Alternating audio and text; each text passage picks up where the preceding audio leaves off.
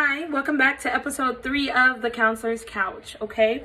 So in the last episode, I was talking to you about overthinking and the different types of overthinking and how it looks. So now looking at it, what causes overthinking? So overthinking is like this cognitive habit. Sometimes it can be maladaptive, or what is called this negative habit of your inability to let go of a certain thought. A lot of times it's a reinforcement from an earlier time during your life. Early childhood development is important. So for example, you take an alcoholic father, right? You have a dad and a child. So the son of an alcoholic may worry every day what the future is going to be looking like. What is dad going to be like when he gets home?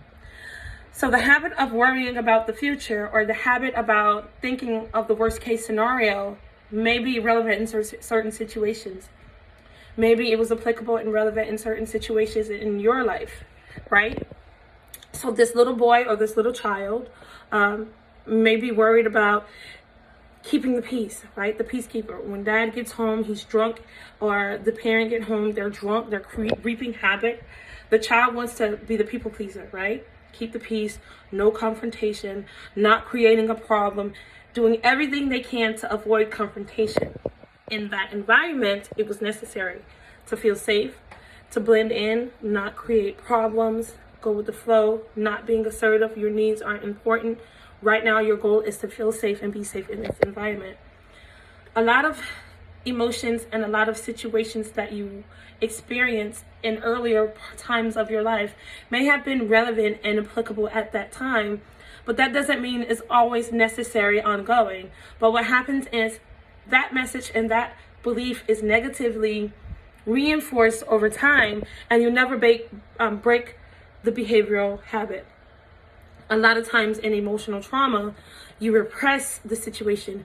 And what it means to repress, it means that the situation that created the behavior, you forget and you block out of your mind. You externally block it out, right? But the emotional response and the behavioral response is still there. So this is why it's hard to break patterns, behaviors, feeling insecure, feeling judged, feeling rejection, or the fear of rejection, and all these different things that occurs. So overthinking is your ability to what's called the illusion of control, and it gives you this false sense that you can predict the future, or you can identify what's going to happen tomorrow. And it doesn't help, because you're just drawing conclusions and basing situations and outcomes on what your beliefs tell you is going to happen. Those are called cognitive distortions. I'm going to get to cognitive distortions in my next video, but right now I'm trying to teach and educate you on what causes you to overthink. So I've introduced you to some facts here. One is about worrying, what causes worry, what it looks like, what it's like to ruminate on past or future situations, and then being in the fix-it mode, being like this emotional sponge, worried about other people's problems, trying to be everybody else's hero, and we'll get into that. These are just brief introductions to videos that I'm going to be doing in my series called The Counselor's Couch. If you have questions, if you have issues with insecurity, self-esteem, especially your relationships, I love working with relationships, identity and imposter syndrome, trying to feel competent, trying to feel comfortable during the day, basically anything, stress management, dealing with parenting, dealing with everyday stressors at work, dealing with petty and pesky coworkers, everything. I'm going to be doing different videos just to give you quick tips and strategies and different ways to get out of the situations that you're in. Right now, during the pandemic, a lot of people may be thriving, but a lot of people may be also struggling too.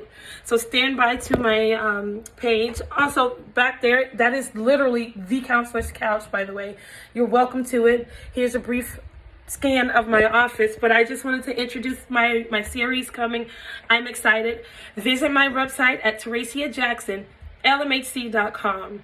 If you have questions, if you need support or anything, I do 15 minutes of free consultations every Friday, so feel free to register for those on my website. Again, it's Teracia Jackson, lmhc.com. And then please visit my Instagram at The Counselor's Couch. Have a wonderful rest of your day, and stand by for episode 3 or 4. Bye bye.